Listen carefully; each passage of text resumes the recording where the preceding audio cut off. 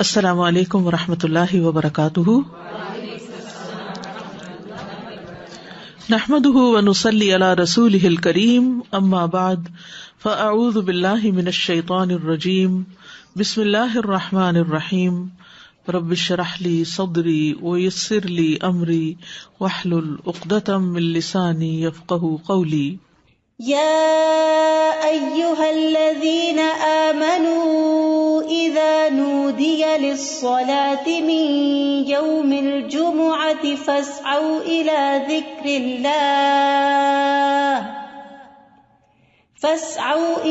ذكر الله وذروا البيع ذلكم خير لكم إن كنتم تعلمون۔ کہ ایمان والوں کے لیے جمعہ کی اذان کے بعد کسی بھی اور قسم کی مشغولیت اختیار کرنا درست نہیں، اور ہر عاقل بالغ کو جمعے کی نماز کے لیے دوڑ پڑنا چاہیے، کیونکہ جمعہ ہر مسلمان پر فرض ہے۔ نبی صلی اللہ علیہ وسلم نے فرمایا، جمعہ ہر مسلمان پر جماعت کے ساتھ لازماً فرض ہے، حق واجب کہا، سوائے 4 طرح کے لوگوں کے: غلام، مملوک، عورت، بچہ یا مریض۔ تو ایک ہو گیا غلام، مملوک، دوسرا عورت، تیسرے بچہ، اور چوتھے بیمار شخص۔ اسی طرح مسافر پر بھی جمعہ نہیں ہے، اور عورتیں گھر میں 4 رکعت نماز اپنی ظہر کی پڑھیں گی۔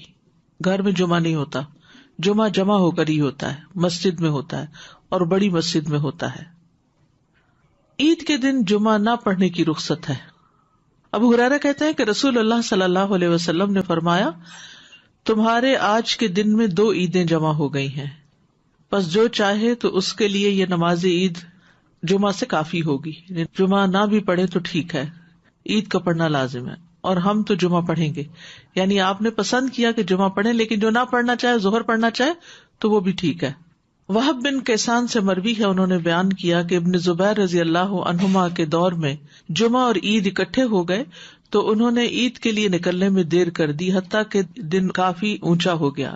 پھر وہ نکلے، خطبہ دیا اور بہت لمبا خطبہ دیا، پھر اترے اور عید کی نماز پڑھائی، اور اس دن لوگوں کو جمعہ نہیں پڑھایا۔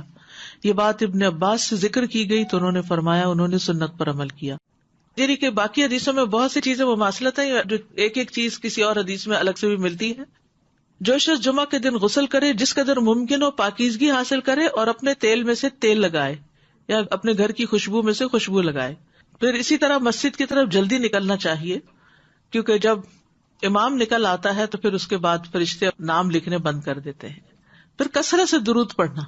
رسول اللہ صلی اللہ علیہ وسلم نے فرمایا، جمعے کے دن اور جمعے کی رات کو، یعنی رات سے ہی شروع ہو جائے۔ کل کسی نے سوال کیا تھا کہ جمعے کی رات کا کوئی خاص عمل کیا ہے، تو وہ درود شریف پڑھنا ہے۔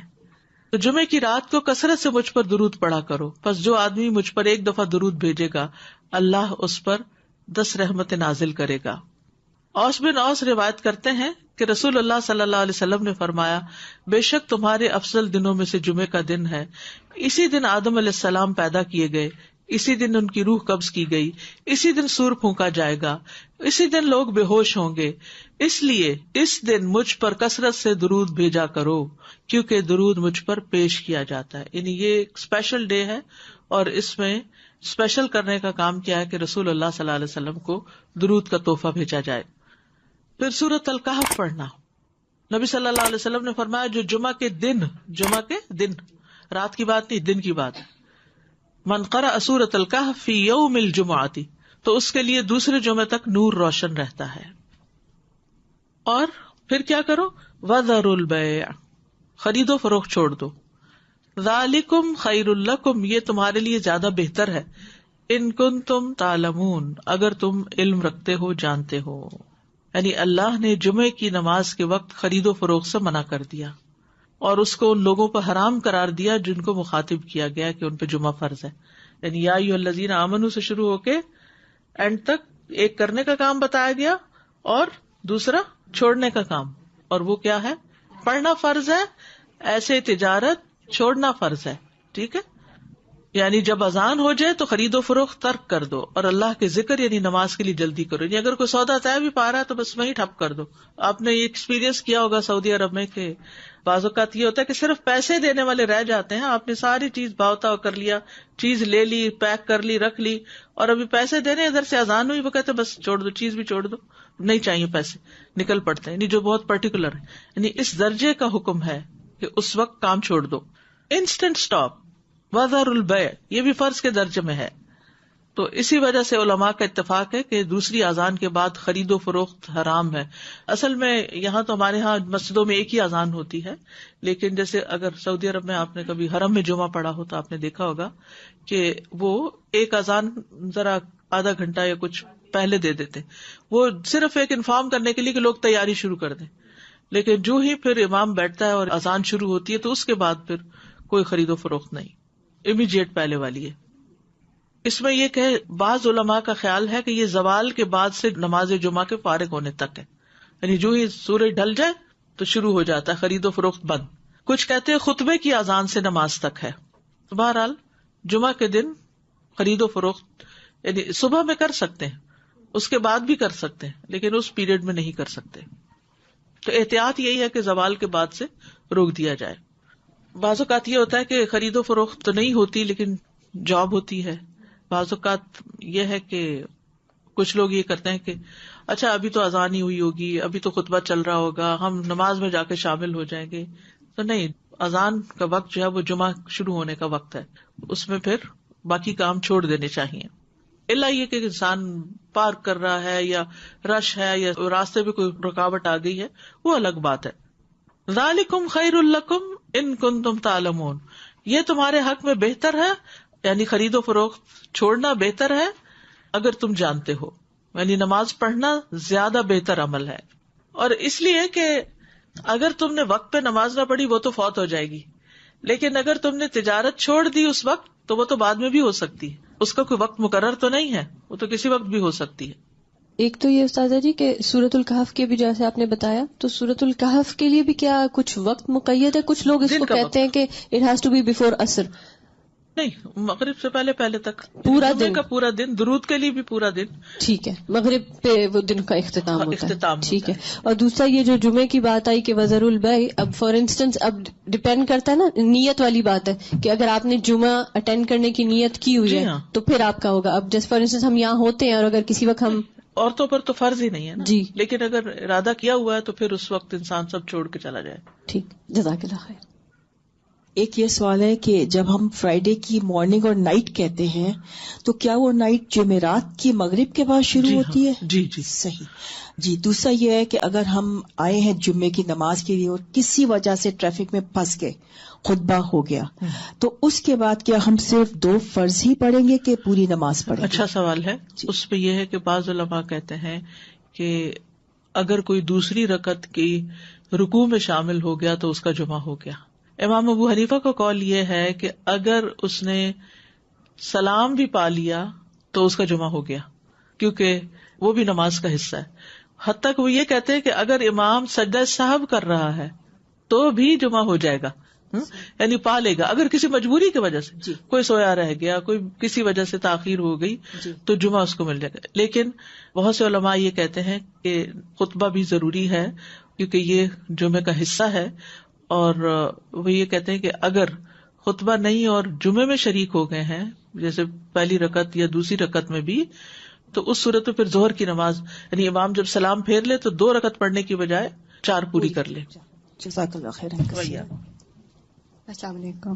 سورہ کہف کے بارے میں معلوم کرنا ہے. جیسے ہم پڑھتے ہیں, اب میرے بچے سے چھوٹے ہیں, اب ان کو عادت ڈالی ہے کافی سالوں سے, تو وہ صرف پہلی 10 آیتیں پڑھ لیتے ہیں. کہ ایسا کرنا صحیح ہے؟ پہلی 10 آیتوں کی فضیلت ہے لیکن جمعے کے دن ساری پڑھنے کی ضرورت ہے, تو ایسا ایسا جو بڑے ہوتے جائیں اس کو بڑھاتے جائیں حتیٰ کہ پوری پہ آ جائیں. اچھا. نبی صلی اللہ علیہ وسلم نے سب سے پہلا جمعہ جو تھا وہ مسجد قباء میں قائم کیا تھا. اس کے بعد ہجرت سے پہلے جو جمعہ ہوا تھا مدینہ میں وہ اسد بن زرارہ نے مدینہ سے 1 میل دور قائم کیا تھا. اسد بن زرارہ نے, یہ نبی صلی اللہ علیہ وسلم کی آمد سے پہلے.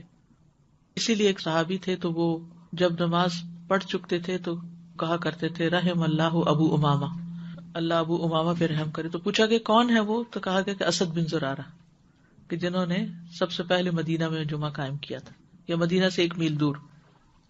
تو ذالکم خیر لکم ان کنتم تعلمون، یعنی کاروبار چھوڑ کر نماز کی طرف جلدی آنا یہ تمہارے حق میں زیادہ بہتر ہے اگر تم جانتے ہو.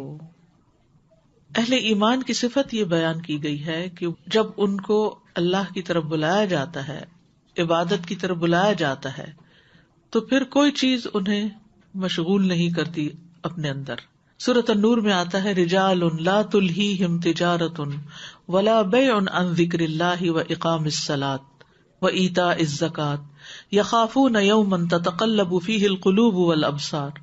وہ مرد جنہیں اللہ کے ذکر سے اور نماز قائم کرنے اور زکوٰۃ دینے سے نہ کوئی تجارت غافل کرتی ہے نہ کوئی خرید و فروخت. تجارت اور بیع 2 الگ الگ لفظ استعمال ہوئے ہیں. وہ اس دن سے ڈرتے ہیں جس میں دل اور آنکھیں الٹ جائیں گی. تو جیسے ہی نماز کا وقت آئے فوراً سب کام چھوڑ کر جمعے کے لیے حاضر ہو جانا چاہیے. نہ صرف یہ کہ جمعے کے لیے، باقی نمازوں کے لیے بھی نبی صلی اللہ علیہ وسلم کا طریقہ یہی تھا. اسود سے مروی ہے، وہ کہتے ہیں میں نے عائشہ رضی اللہ عنہا سے پوچھا کہ نبی صلی اللہ علیہ وسلم اپنے گھر میں کیا کرتے تھے. انہوں نے کہا آپ اپنے گھر کے کام کاج یعنی گھر والوں کی خدمت میں ہوتے تھے. جب نماز کا وقت ہوتا تو سب کچھ چھوڑ کر مسجد چلے جاتے تھے، کام چھوڑ دیتے تھے. تو بات یہ ہے کہ انسان بیک وقت 2 تقاضوں کے بیچ میں ہوتا ہے، 2 چیزوں کے بیچ میں. ایک طرف اس کی دنیا ہوتی ہے، ایک طرف اس کا دین ہوتا ہے. بہت سے لوگ یا صرف دنیا کے ہو جاتے ہیں یا صرف دین کے ہو جاتے ہیں، جبکہ ان دونوں میں بیلنس قائم کرنا ضروری ہوتا ہے. اور یہ پرفیکٹ بیلنس سورۃ الجمعہ میں نظر آتا ہے کہ یہاں پر نماز کے لیے بلایا گیا، حاضر ہو جاؤ. اور پھر اگلی آیت میں فرمایا فَإِذَا قُضِيَتِ الصَّلَاةُ فَانتَشِرُوا فِي الْأَرْضِ.